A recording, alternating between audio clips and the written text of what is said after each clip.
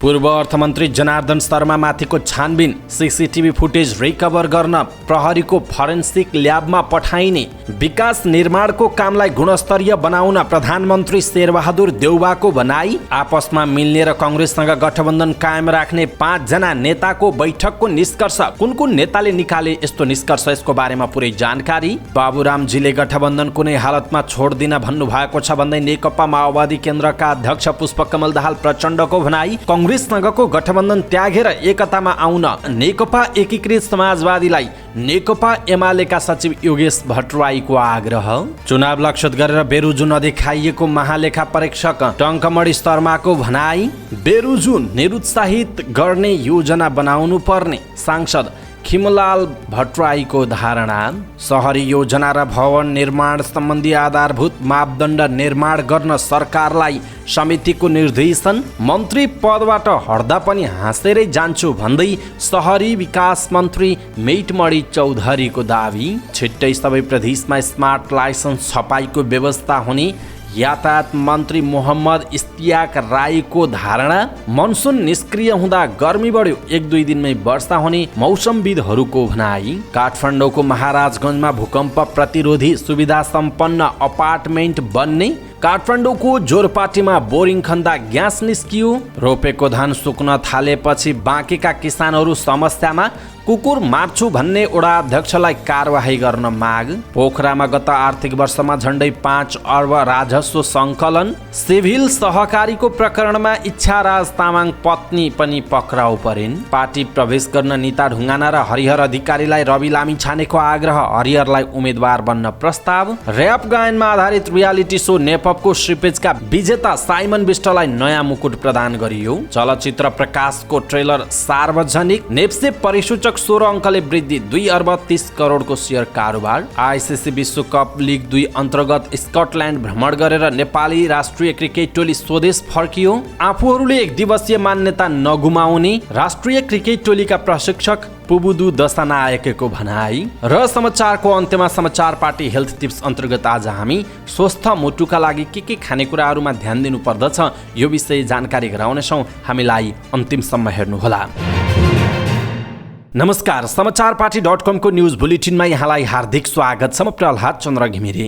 आज मिति विक्रम सम्वत 2079 साल साउनको 4 गते बुधबार इस्वीसम्म सन् 2022 जुलाई 20 तारिक सदाको झैं आज पनि हामी उपस्थित भएका छौं आजका महत्त्वपूर्ण समाचार ब्रेकिङ न्यूज अपडेटहरू देश तथा विदेशमा आज दिनभर कहाँ के हुँदैछ सम्पूर्ण जानकारी लिएर उपस्थित भएका छौं। सँगसँगै हेर्नै पर्ने महत्त्वपूर्ण तपाईलाई काम लाग्ने खबरहरू रहेका छन् हामीलाई अन्तिमसम्म हेर्नुहोला। हाम्रो मेहनतका लागि यो भिडियोमा एउटा सानो लाइक अवश्य गर्नुहोला। दर्शक महानुभाव पलपलको न्यूज अपडेटका लागि तपाईले अहिलेसम्म हामीलाई सब्स्क्राइब गर्नु भएको छैन भने कृपया सब्स्क्राइब गर्नुहोस् अनि नजिकै आउने बेल आइकनलाई क्लिक गर्नुहोला। दैनिक रूपमा हेर्नुहुन्छ भने रेगुलर भनेर लेख्नुहोला। आज पहिलो चोटी हेर्दै हुनुहुन्छ भने फर्स्ट टाइम भनेर लेखिदिनुहोला। देशभित्र हुनुहुन्छ भने आफू रहेको गाउँ ठाउँ सहर जिल्लाको नाम लेख्नुहोला। विदेशमा हुनुहुन्छ भने कुन देशबाट हामीलाई हेरिरहनु भएको छ त्यो कुरा तलको कमेन्ट बक्समा कमेन्ट गर्नुहोला। आउनुहोस् दर्शक महानुभाव आजका महत्त्वपूर्ण समाचार सुरु गरौँ पूर्व अर्थमन्त्री जनार्दन शर्मामाथिको छानबिनको प्रकरणबाट।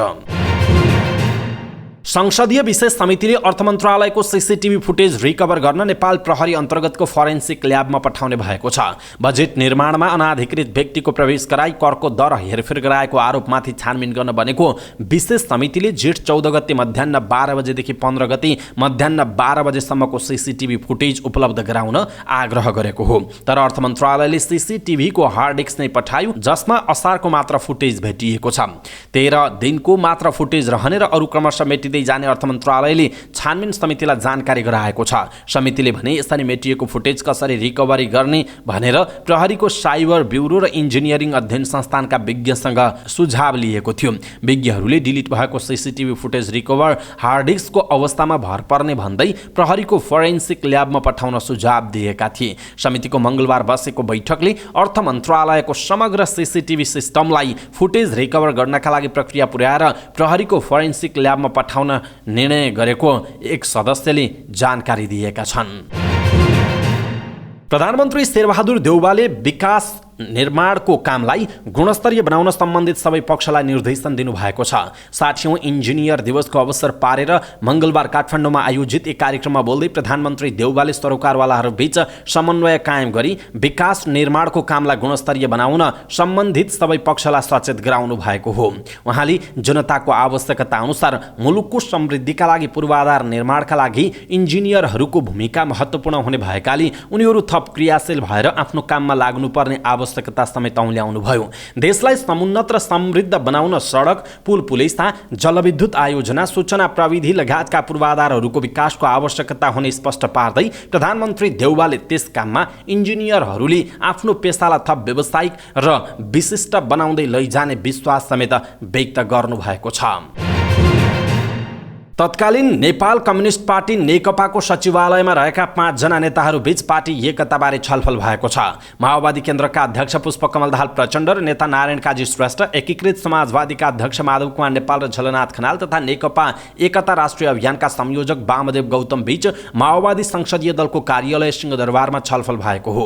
नेताहरूबीच चुनावी गठबन्धनबारे नेपाली कांग्रेस र एमाले गरेका निर्णयबारे छलफल भएको थियो। यो गठबन्धन कायमै राखेर जानुपर्छ, कसरी प्रभावकारी बनाउन सकिन्छ भनेर कुराकानी भइरहेको छ। माओवादी केन्द्रका अध्यक्ष पुष्पकमल दाहाल प्रचण्डले भन्नुभएको छ। उहाँका अनुसार माओवादी केन्द्र, एकीकृत समाजवादी र नेकपा एकता राष्ट्रिय अभियान बीच भने पार्टी एकताका लागि पनि संवाद भइरहेको बताइएको छ। एकीकृत समाजवादीका अध्यक्ष नेपालले गठबन्धन कायम राख्ने, वामपन्थीहरू मिल्ने कुराकानी भएको पनि बताउनु भएको छ। नेकपा माओवादी केन्द्रका अध्यक्ष पुष्पकमल दाहाल प्रचण्डले गठबन्धनको सम्बन्धमा भोलिसम्ममा टुङ्गोमा पुग्नुपर्नेमा जोड दिनुभएको छ। पूर्व प्रधानमन्त्री डाक्टर बाबुराम भट्टराईसँग मङ्गलबार सिंहदरबारमा भेटवार्तापछि सञ्चारकर्मीहरूलाई प्रतिक्रिया दिँदै अध्यक्ष दाहालले गठबन्धनको विषयमा बिहिबारसम्ममा टुङ्गोमा पुग्नुपर्नेमा जोड दिनुभएको हो। उहाँले डाक्टर भट्टराईसँग सामान्य राजनैतिक भेटघाट भएको र गठबन्धन बनाउने विषयमा छलफल भएको बताउनुभयो। गठबन्धन बनाउने सन्दर्भमा अरू पार्टीसँग पनि कुराकानी गर्ने सहमति भएको पनि उहाँले जानकारी दिनुभयो। अध्यक्ष दाहालले आगामी निर्वाचनमा गठबन्धन गर्ने नेपाली कांग्रेस केन्द्रीय समितिको निर्णय सही भएको बताउनुभयो। उहाँले गठबन्धन लिएर जाने पनि बताउनु भएको छ। उहाँले भन्नुभएको छ, कांग्रेसले सही निर्णय गरेको छ, हाम्रो पनि यही गठबन्धन लिएर जाने भन्ने छ। यो गठबन्धनमा यताउता गर्ने भन्ने हाम्रो कहीँ कतै छैन। बाबुरामजी पनि गठबन्धनमै हुनुहुन्छ नि, यो गठबन्धन कुनै हालतमा छोड्दिन भन्ने छ बाबुरामजीको, उहाँको भनाइरहेको छ। दर्शक महानुभाव, यसप्रति तपाईँको धारणा के छ? आफ्नो धारणा तलको कमेन्ट बक्समा कमेन्ट गर्नुहोला। नेकपा एमालेका सचिव योगेश भट्टराईले कांग्रेससँगको गठबन्धन त्यागेर एकतामा आउन नेकपा माओवादी केन्द्र र नेकपा एकीकृत समाजवादीलाई आग्रह गर्नुभएको छ। अनि राष्ट्रव्यू केन्द्रीय कमिटी शैक्षिक विभागले आयोजना गरेको राष्ट्रको समृद्धिका लागि दक्ष जनशक्तिको निर्माण तथा परिचालन विषयक अन्तर्क्रिया कार्यक्रममा बोल्दै एमाले सचिव भट्टराईले नेकपा माओवादी केन्द्र र नेकपा एकीकृत समाजवादीलाई एकतामा आउन आग्रह गर्नुभएको हो। उहाँले तत्कालीन नेकपाका नेताहरू एक ठाउँमा आउनुको विकल्प नभएको बताउनु भयो। उहाँले विगतको 1.5 वर्षलाई इतिहासको कालो वर्षको रूपमा छोडिदिएर बिर्सिनु पर्ने बताउनु भयो। विगतको कुरा गरेर अगाडि बढ्न नसकिने भन्दै उहाँले अगाडि जाने बारेमा मात्रै सोच्नु पर्ने बताउनु भयो। भट्टराईले वर्तमान सत्तारूढ गठबन्धनलाई नर्ककुण्डको संज्ञा पनि दिनुभएको छ। उहाँले घुमाउरो पारामा तत्काल एकता गर्न नसकिएमा गठबन्धन गरेर भए पनि एकै दिशातर्फ हिँड्नु पर्नेमा जोड दिनुभयो। मुलुकको अर्थतन्त्र सङ्कटोन्मुख भएको अवस्थामा वर्षैपछि राज्यका जिम्मेवार निकायको बेरोजु बढ्नु चुनौतीको विषय भएको भन्दै सांसदहरूले चिन्ता व्यक्त गरेका छन्। मङ्गलबार राष्ट्रिय सभा अन्तर्गतको राष्ट्रिय सरोकार तथा समन्वय समितिले महालेखा परीक्षकसँगको छलफलमा सांसदहरूले यस्तो चिन्ता व्यक्त गरेका हुन्। छलफलमा सांसदहरूले बजेट खर्च गर्दा अनियमितता भएकोले नै बेरोजु बढ्दै गएको भन्दै महालेखा परीक्षक कार्यालयले बेरोजु निरुत्साहित गर्ने योजना बनाउनु पर्ने आवश्यकता देखिएको बताए हुन्। बैठकमा बोल्दै समितिका सदस्य खिमलाल भट्टराईले वर्षैपछि हिसाबहरू बिग्रँदै जानुको केन्द्रबिन्दु अर्थ मन्त्रालय बन्नु चिन्ताको विषय भएको बताउनु भयो। उहाँले अर्थ मन्त्रालयमा 59 वटा प्रतिवेदनमा महालेखाले 20 वटा सुझाव दिएको, अर्थ मन्त्रालयबाट अनियमितता भएको सुन्दा दुःख लागेको बताउनु भएको छ। सांसद भट्टराईले बेरोजु भनेको अनियमितता नै नभए पनि बेरोजुमा भ्रष्टाचार हुने भन्दै बेरोजुको हिसाब मिलान गर्ने काम मात्रै भएकाले अब दण्ड सजायको व्यवस्था गर्नुपर्ने बताउनुभयो। संसदीय समितिले विज्ञहरूको राय सुझावको आधारमा बस्ती विकास, सहरी योजना र भवन निर्माण सम्बन्धी आधारभूत मापदण्ड निर्माण गर्न सरकारलाई निर्देशन दिएको छ। संघीय संसद प्रतिनिधि सभा अन्तर्गतको विकास तथा प्रविधि समितिले भूकम्प, बाढी पहिरो जस्ता प्राकृतिक प्रकोपबाट नागरिकको जीवन सुरक्षा गर्नका लागि विज्ञहरूको राय सुझावको आधारमा सो मापदण्ड तय गर्न शहरी विकास मन्त्रालय र प्रधानमन्त्री तथा मन्त्री परिषद कार्यालयलाई निर्देशन दिएको हो। 2072 सालको भूकम्पपछि सरकारले बनाएको सो मापदण्डका प्रावधानहरूलाई समेत संकुचित बनाएर 2078 सालमा सरकारले त्यसलाई पुनः संशोधन गरेको निष्कर्ष समेत निकालिएको समितिकी सभापति कल्याणी खड्काले जानकारी दिनुभयो। सहरी विकास मन्त्री मेटमणि चौधरीले मन्त्री पदबाट हट्दा पनि आफू हाँसेरै जाने टिप्पणी गर्नुभएको छ। संघीय संसद प्रतिनिधि सभा अन्तर्गतको विकास तथा प्रविधि समितिको बैठकमा बोल्दै उहाँले मन्त्री भएर आउँदा आफू हाँसेर आएको र जाने बेलामा त्योभन्दा अझ बढी हाँसेर जाने बताउनु भएको हो। बैठकमा सांसदहरूले निवर्तमान सहरी विकास मन्त्री रामकुमारी झाँक्रीले मन्त्रालयबाट बिदाई हुँदा रोएको तर्फ संकेत गर्दै मन्त्री चौधरीलाई हाँसेरै जान शुभकामना दिनुभएको थियो। त्यसको जवाफ दिने क्रममा उहाँले जाने बेलामा आफू अझ बढी हाँसेर जाने बताउनुभयो। मन्त्री चौधरीले मन्त्रीको रूपमा आफू सधैँ नरहने कुरा प्रस्ट्याउँदै पदमा रहुन्जेल सांसदहरूले दिएको सुझावलाई ग्रहण गरेर अगाडि बढ्ने प्रतिबद्धता समेत व्यक्त गर्नुभएको छ। भौतिक पूर्वाधार तथा यातायात मन्त्री मोहम्मद इस्तियाक राईले स्मार्ट ड्राइभिङ लाइसेन्स सबै प्रदेशमा छपाई गर्ने व्यवस्था गरिने बताउनुभयो। मन्त्रालयमा काठमाडौँ महानगरपालिकाका मेयर बालेन्द्र शाहको टोलीसँग महानगर क्षेत्राधिकारभित्रको यातायात व्यवस्थापनको विषयमा भएको छलफलपछि बोल्दै मन्त्री राईले यस्तो बताउनु भएको हो। उहाँले स्मार्ट ड्राइभिङ लाइसेन्स र इम्बोस्ड नम्बर प्लेटबारे अनुसन्धान गर्न बनेको समितिको प्रतिवेदन केही दिनमा नै आउने बताउनुभयो। मन्त्री राईले समितिको प्रतिवेदन आएपछि स्मार्ट ड्राइभिङ लाइसेन्सको समस्या समाधानका लागि सुदूरपश्चिम र कर्णालीमा 1, गण्डकी र लुम्बिनीमा 2 र प्रदेश नम्बर 1 र मध्य प्रदेश लगायतका सबै प्रदेशमा 1-1 स्थानमा गरी स्मार्ट लाइसेन्स छपाई गर्ने बताउनुभयो। उहाँले सबै प्रदेशमा स्मार्ट लाइसेन्स छपाईको मेसिन राखेर सम्बन्धित प्रदेशले नै लाइसेन्स छाप्न सक्ने व्यवस्था गर्ने बताउनुभयो। उहाँले यो व्यवस्थाका लागि मन्त्रालयसँग पर्याप्त बजेट नभएको पनि बताउनुभयो। उहाँले 2-3 वर्षदेखि आवेदन दिएर स्मार्ट लाइसेन्स कुरेर बस्ने सबैलाई ड्राइभिङ अनुमति परीक्षामा पास भएको दिन वा दोस्रो दिन नै स्मार्ट लाइसेन्स पाउने व्यवस्था गरिने बताउनु भएको छ। मौसमविदहरूले मनसुन निष्क्रिय हुँदा देशभर गर्मी बढेको बताएका छन्। उनीहरूले केही दिन यता मनसुन निष्क्रिय भएको अवस्थामा गर्मीको अनुभव भएको बताएका हुन्।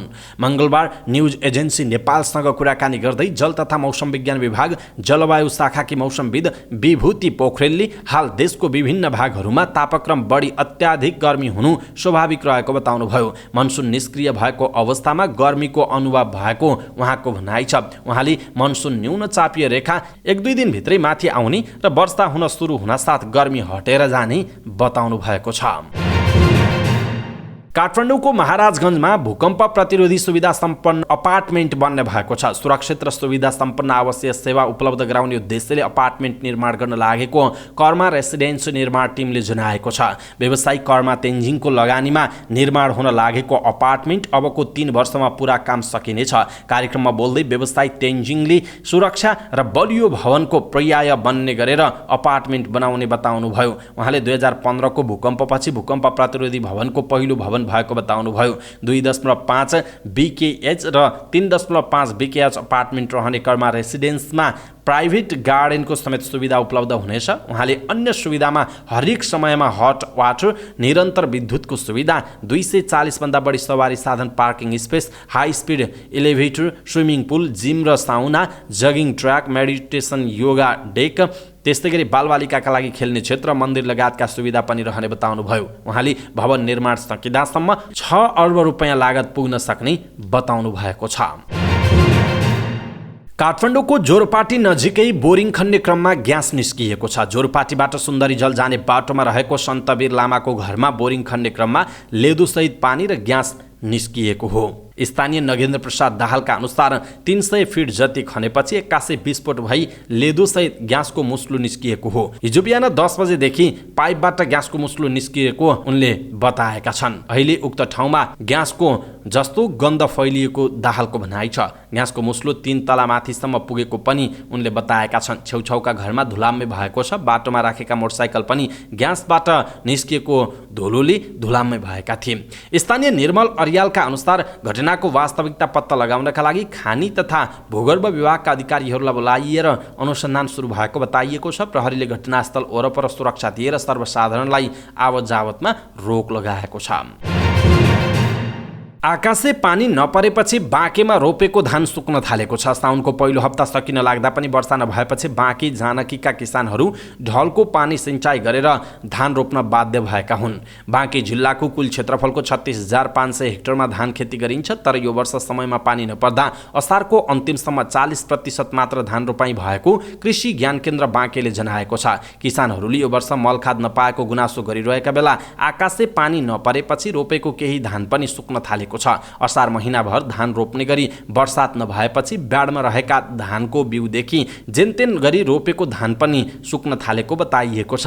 धान रोपेको गरा पनि फाटेर चिरा पर्न थालिसकेका छन्। गत वर्ष यही समयमा झण्डै 90% धान रोपाई भएको बाँके जिल्लामा यस वर्ष असारको महिनाको अन्त्यसम्म पनि पानी नपरेका कारण बाँकेका 8वटै पालिकामा 40% मात्र धान रोपाई भएको कृषि ज्ञान केन्द्र बाँकेका कृषि अधिकृत दिनेश प्रसाद भट्टराईले बताउनुभयो। उहाँले असार 15 ताका परेको पानीले रोपेको धान पनि सुकेको बताउनुभयो। उहाँले आकाशबाट पानी नपरेका कारण खोला नालामा पनि पानी सुक्दै गएकाले धान रोपाई गर्न समस्या भएको बताउनु भएको छ।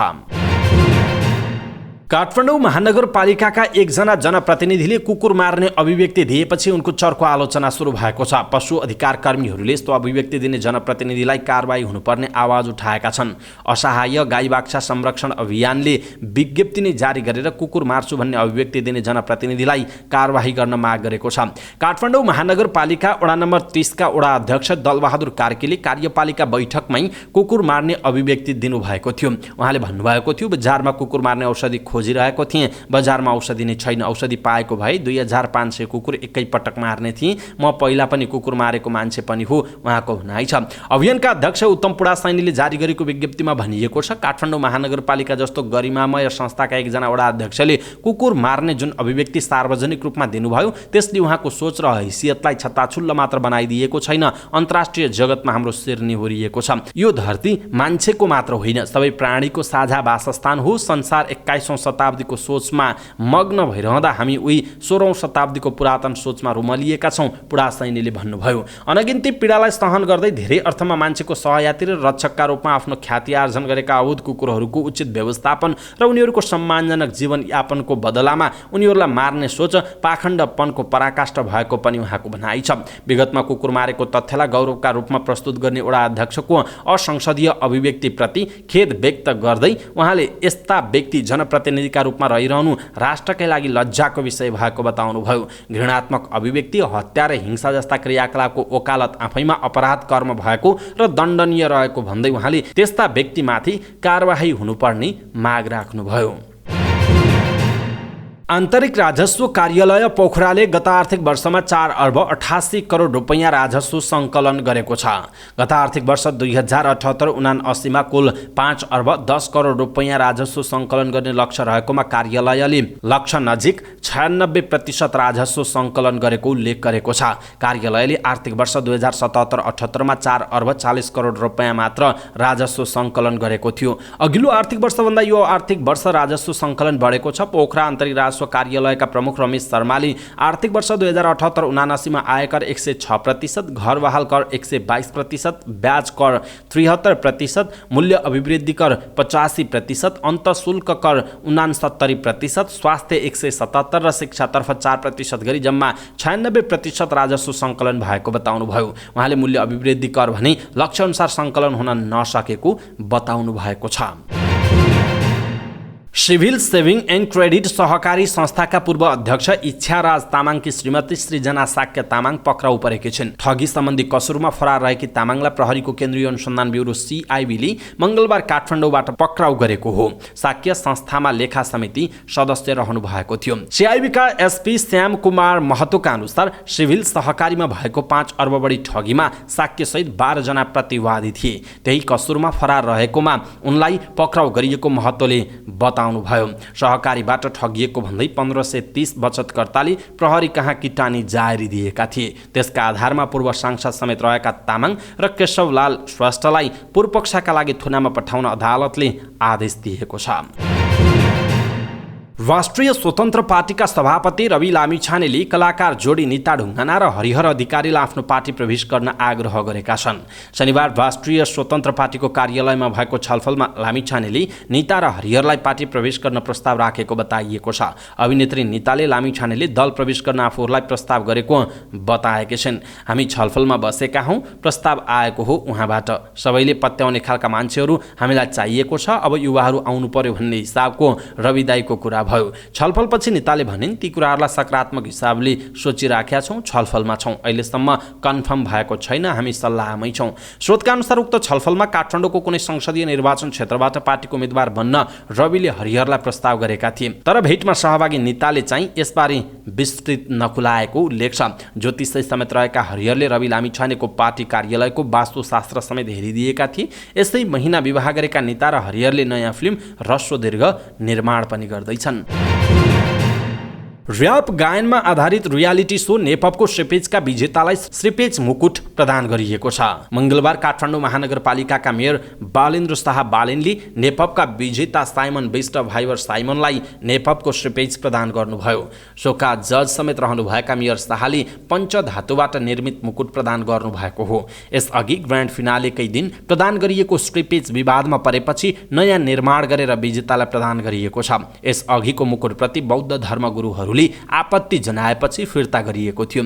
कार्यक्रममा बोल्दै विजेता साइमनले नेपालको फर्स्ट र्याप रियालिटी शो जित्न पाउँदा खुसी लागेको, यसअघि लगाइएको श्रीपेजकै विवादका कारण नयाँ प्रदान गरिएको र मुकुट पाएकोमा आफूलाई खुसी लागेको पनि उनको भनाइरहेको छ।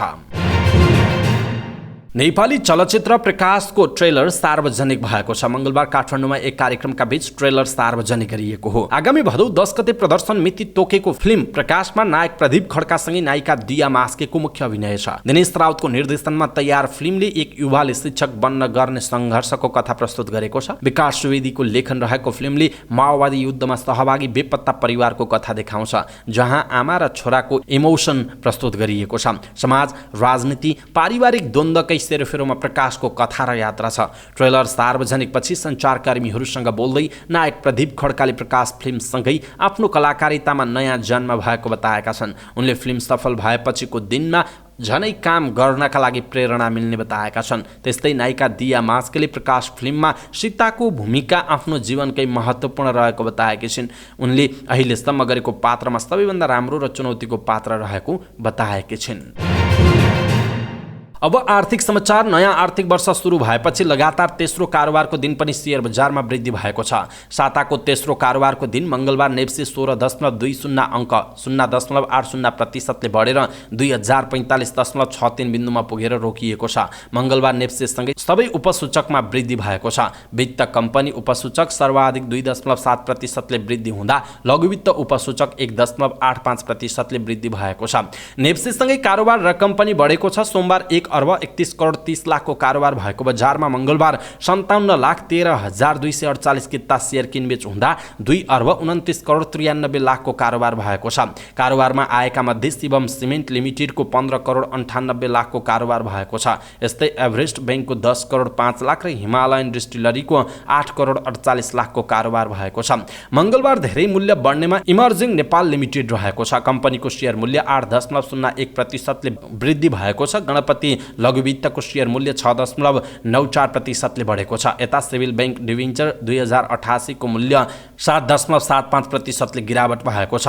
त्यस्तै ग्लोबल आइएमई बैंकको डिभेन्चर 2080-81 को मूल्य 5.70% ले घटेको छ। सूचीकृत कम्पनीमा तारागाउँ रेजेन्सी होटलको शेयर मूल्य 3.26% ले घटेको छ।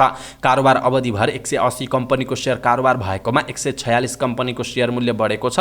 यस्तै 29 कम्पनीको शेयर मूल्य गिरावट हुँदा 5 सूचीकृत कम्पनीको शेयर मूल्य भने स्थिर रहेको छ। अब खेल समाचार। आइसिसी विश्वकप लिग 2 अन्तर्गत स्कटल्यान्ड भ्रमण गरेर नेपाली राष्ट्रिय क्रिकेट टोली मंगलबार स्वदेश फर्किएको छ। भ्रमण सकेर नेपाल फर्किएपछि नेपाली टोलीका कप्तान सन्दीप लामिछानेले बारम्बार क्रिकेट खेलेर लिएको अनुभवलाई सदुपयोग गर्न नसकेको स्वीकार गरेका छन्। कप्तान लामिछानेले स्कटल्यान्डमा आफ्नो टोली असफल भएको र युवा टोली भएकाले अपेक्षा अनुसारको प्रदर्शन गर्न नसकेको बताउँदै ब्याटिङ समस्या पहिलोदेखि नै भएको र अहिले आएर दोष देखिएको बताएका छन्। कप्तान लामिछानेले नेपाली टोलीले आफ्नो कमी कमजोरीलाई अध्ययन गरेर सुधार गर्नुपर्ने समय आएको बताएका छन्। आइसिसी विश्वकप क्रिकेट लिग 2 अन्तर्गत स्कटल्यान्डमा भएको श्रृङ्खलामा खराब प्रदर्शनपछि स्वदेश फर्किएका राष्ट्रिय क्रिकेट टोलीका प्रशिक्षक पुबुदु दशानायकेले नेपालले एक दिवसीय मान्यता कायम राख्ने विश्वास व्यक्त गरेका छन्। त्रिभुवन अन्तर्राष्ट्रिय विमानस्थलमा पत्रकारहरूसँग कुराकानी गर्दै उनले नेपालले स्कटल्यान्डमा राम्रो प्रदर्शन गर्न नसके पनि नेपाल अझै लिग 2 शीर्ष 3 को लक्ष्यमा रहेको बताएका हुन्। नेपाल शीर्ष 3 मा पर्न नसके पनि शीर्ष 5 भित्र पर्दै एक दिवसीय मान्यता बचाउने उनले विश्वास व्यक्त गरेका छन्। नेपाली टोलीमा युवा खेलाडीको वर्चस्व रहेको तथा अनुभवको कमी रहेका कारण नेपालले राम्रो प्रदर्शन गर्न नसकेको उनको भनाइरहेको छ।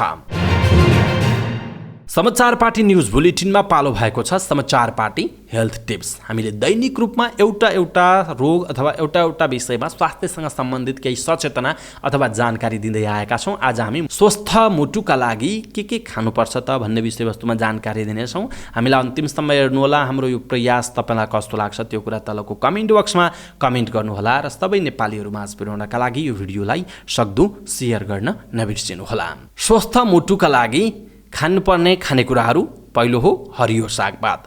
मुटुका लागि हरियो सागपात अत्यन्त उपयोगी हुन्छ। रायोको साग, तोरीको साग, मुलाको साग लगायत हरियो तरकारीले मुटुलाई स्वस्थ राख्नबाट मात्र होइन क्यान्सरको खतराबाट पनि बचाउँछ।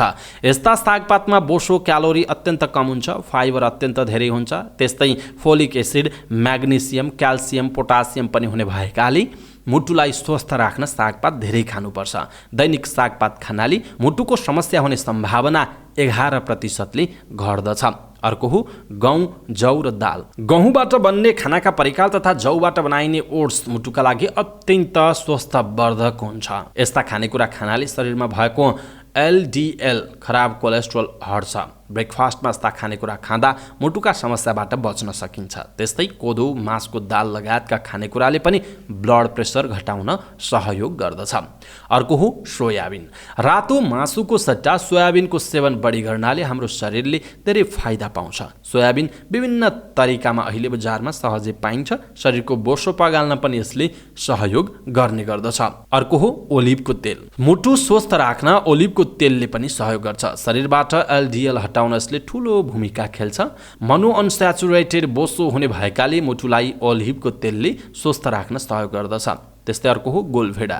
गोलभेडा भिटामिनको अत्यन्त राम्रो स्रोत हो र यसले रगतलाई शुद्ध बनाउने काम गर्छ। गोलभेडाको नियमित सेवनले मुटु समस्याको जोखिमलाई घटाउँछ। गोलभेडामा हुने भिटामिन के का कारण हेमोरेज हुने सम्भावना पनि अत्यन्त कम हुन्छ। गोलभेडा काँचै तथा पकाएर जसरी पनि खान सकिन्छ। त्यस्तै अर्को हो स्याउ। दैनिक रूपमा एउटा स्याउ खानाले चिकित्सककोमा जानु पर्दैन भन्ने भनाइ नै छ। मुटुको स्वस्थका लागि पनि त्यति नै आवश्यक छ। रगत जम्नबाट रोक्ने भएकाले दैनिक स्याउ खानाले धेरै फाइदा पुग्छ। स्याउ जुनसुकै समयमा खाँदा पनि मुटुका लागि राम्रो हुन्छ।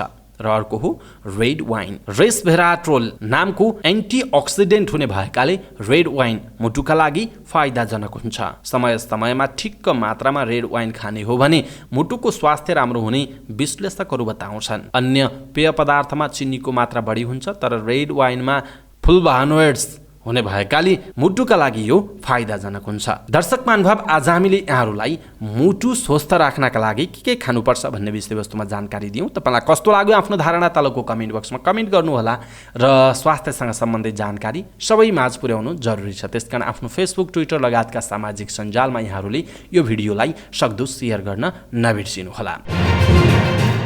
अवस्था दर्शक महानुभाव, आजका महत्त्वपूर्ण समाचार ब्रेकिङ न्युज अपडेटहरू यति नै। हामीले प्रस्तुत गरेका समाचारहरूप्रति तपाईँको धारणा के छ? आफ्नो धारणा तलको कमेन्ट बक्समा कमेन्ट गर्नुहोला।